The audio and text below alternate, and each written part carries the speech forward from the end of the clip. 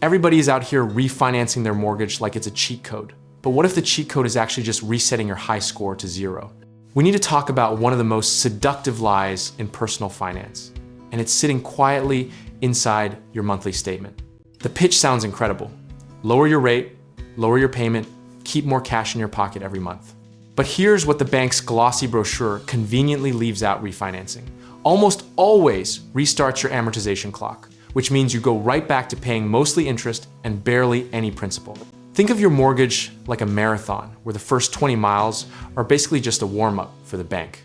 Amortization is designed so that your early payments are loaded with interest, and the moment you refinance, you volunteer to run those first 20 miles all over again. Now let's be fair. Because rates dropping from 7% to 5% is genuinely meaningful money. But the question nobody asks at the closing table is how many months of lower payments does it take to recover the 2 to 5% in closing costs you just rolled back into the loan? The break-even calculation is the most ignored math in homeownership. And it's not complicated. You take your monthly savings and divide it into your total refinancing costs. If you plan to sell or refinance again before you hit that break-even point, congratulations. You just paid thousands of dollars to feel financially productive. There's a behavioral economics concept called present bias, which basically means humans are wired to love immediate relief and terrible at valuing long-term cost.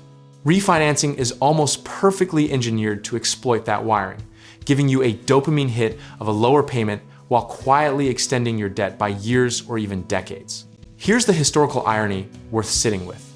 Millions of homeowners refinanced during 2020 and 2021 when rates hit historic lows near 2 and 3%, many of them for the second or third time in a decade. Studies suggest a significant portion of those borrowers had already refinanced at least once before, meaning they were perpetually resetting rather than actually building equity.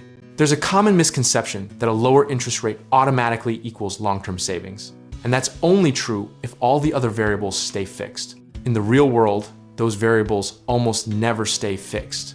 Loan terms extend, costs get capitalized, and life happens.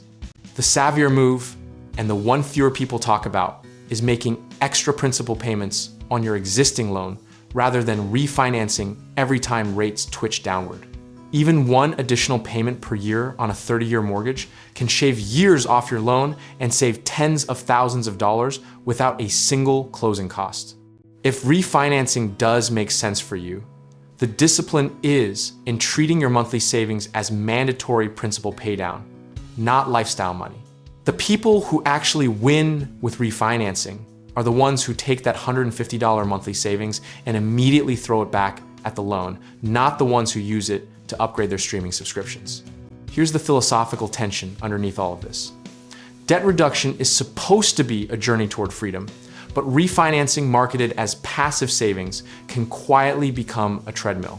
You feel like you're moving, the scenery changes, but your finish line stays frustratingly far away. The practical lesson from every historical rate cycle is simple. Run the numbers with a cold, unemotional spreadsheet, not a warm conversation with a loan officer who earns a commission. Your conviction that this rate is too good to pass up is not a strategy. A documented break-even timeline with a defined exit condition is a strategy. Size your decision accordingly. Refinancing isn't inherently good or bad. It's a tool that can either sharpen your financial position or quietly sand it down, depending entirely on how deliberately you use it. Process, patience, and honest math will always outperform timing the rate market.